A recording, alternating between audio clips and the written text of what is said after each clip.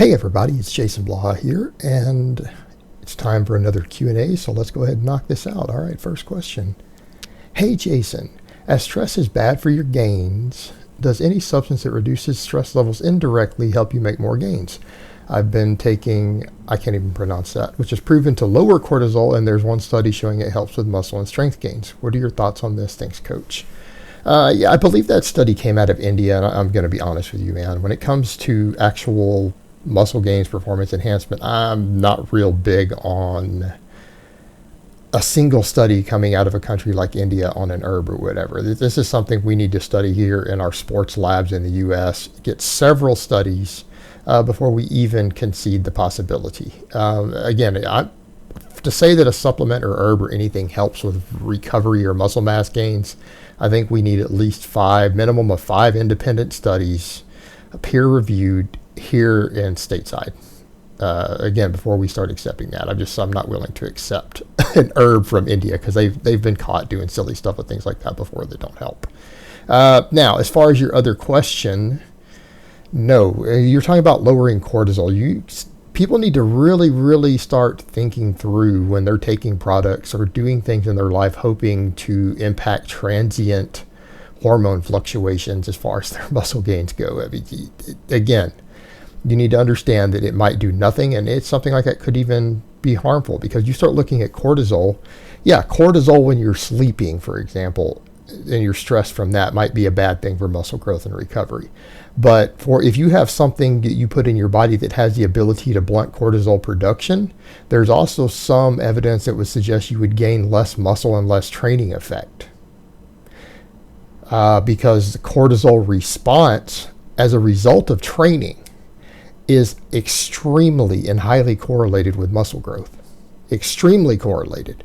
Now, that doesn't mean there's causation there, but there's suggestion that it might be. So again, if you're talking about finding a way to lower cortisol at all times of the day with a substance in your body, that could be a problem for your muscle growth and gains and training response. So again, people get caught up in these ideas that anything in your body is automatically good or bad. As far as a lot of these hormones go. And that is really a simplistic way of looking at things, and it will actually lead you in the wrong direction if you're not careful. Again, that's just not how it works. And cortisol and a cortisol response, particularly to training stimulus, is absolutely not a bad thing. And having cortisol responses in your body is not a bad thing. It's necessary to even survive, grow, adapt, any of that stuff. It is a requirement. It's chronically elevated cortisol that we're concerned with. And again, I'm not sure that an herb is the answer there. I think lifestyle factors are your best answer for that. Better diet, better sleep, better stress management. All right, next question. Hey Jason, does squat stance width matter? I've always been squatting with a wider than shoulder width stance as I don't have the mobility to squat shoulder width without excessive forward lean. My knees are incapable of traveling past my toes. I'm currently working on ankle mobility in order to get this out of the way, but I'm wondering if wide stance would be all right as well, or if there are disadvantages, risks to it. Oh man, you almost need me to write a book on this. This is even something we can cover fully in a 30-minute video. There's a massive difference in hip socket depth in humans and actually angles and even protrusions on your femur as far as what's going on around that ball and socket joint. That is probably, out of any joint in the human body, has the most variability from person to person. It's extreme, and it's not even based upon like your race or ethnicity, meaning you can't just say, oh, because you come from this part of the world that you're going to have automatically this sort of hip structure. It doesn't even work like that. It's not even correlated that way from what I can tell or from what we can tell.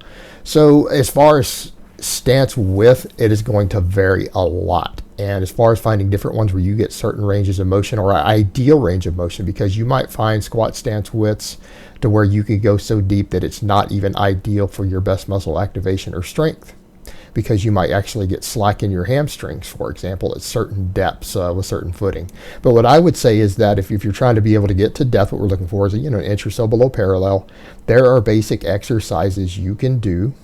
Now, granted, toes out usually is best for this, but There are basic exercises you can do on your back and have a friend or a coach or someone else do to find your actual depth of what your hip socket is capable of doing with different angles and stances while you lay on your back, as far as how far they can push it before you actually get physical obstructions in the way.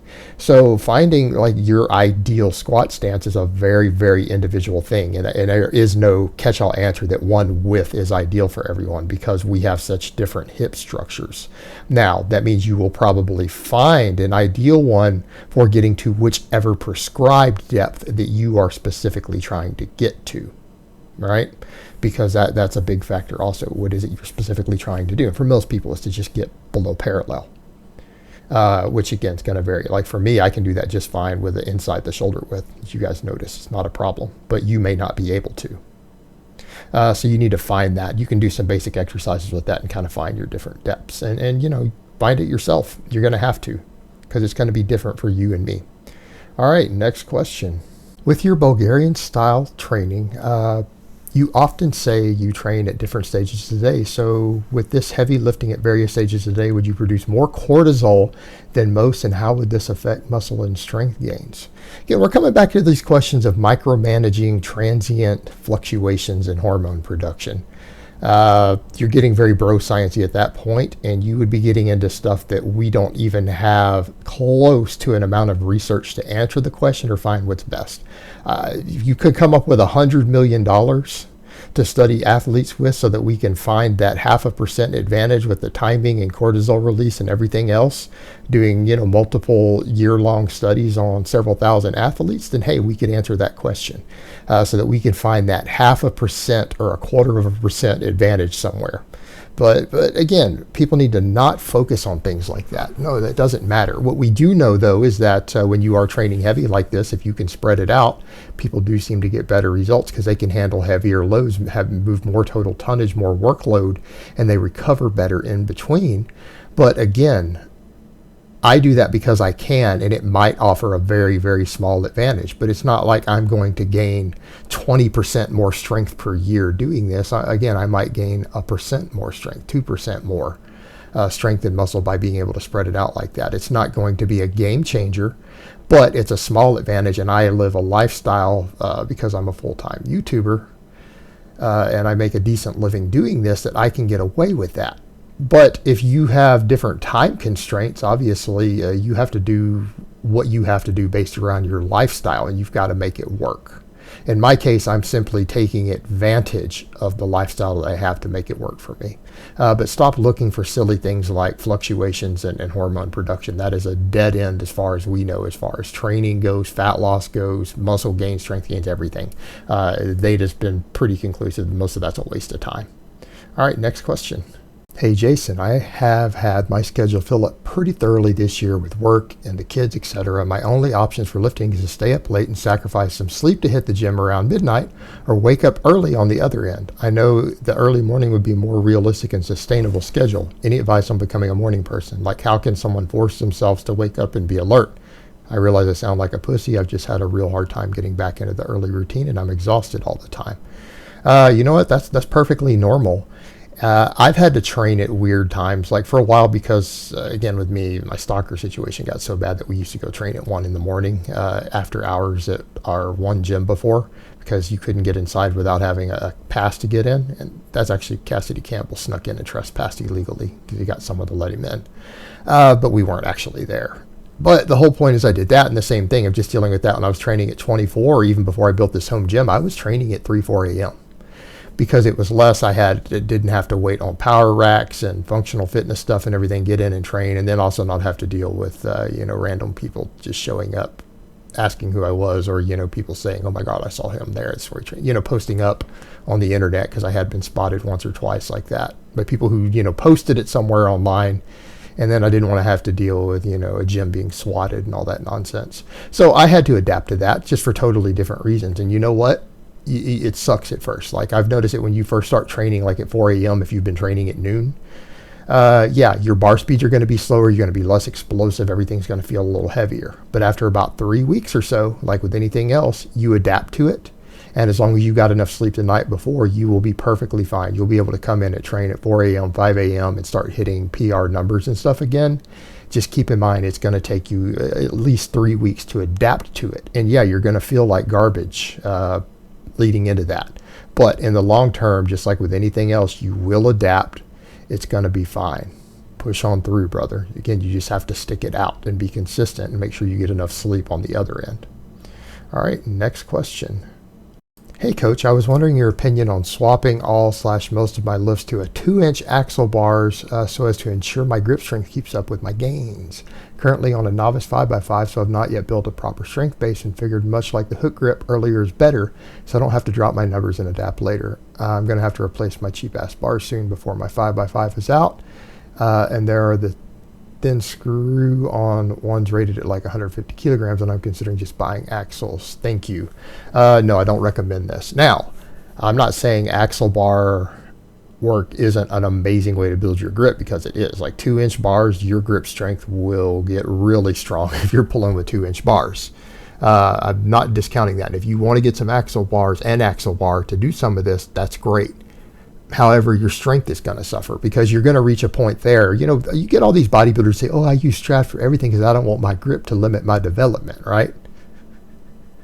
Well, that's not realistic with a 29 millimeter bar. You know, again, unless you're dealing with a hook grip situation, it's not an issue usually. But when you're dealing with axle bars, what you're going to find very quickly is that a very impressive axle bar deadlift is going to be a really weak deadlift. In other words, it should be easy for you with a normal bar to get strong enough to deadlift 450, 500 pounds. That's not uncommon at 2 to 3 years of training for a genetically average natural on a good program. Pulling 500 pounds with an axle bar, with a 2-inch axle bar, is relatively rare. I can promise you there aren't that many guys out there who are physically capable of doing that. So hopefully you see the problem there, that you're very, very quickly going to find that you're not going to be able to row enough weight and deadlift enough weight to really get the training response that you want to get stronger, because you're going to have so much priority towards the grip. So again, I'm not saying not to do some axle bar work. I think it could be a real good idea. In fact, you know, for again, building your grip, I mean, it's legit. But if that is all you're doing, you're going to very much limit your total strength, because again, you're going to find oftentimes that you're going to be pulling 100 or 200 pounds less with an axle bar than you would be able to pull with a normal bar. And that's going to just limit the amount of work you can do tremendously. All right, guys, but that's really all I have to say on that today. I hope it's been informative, and I will talk to you guys next time.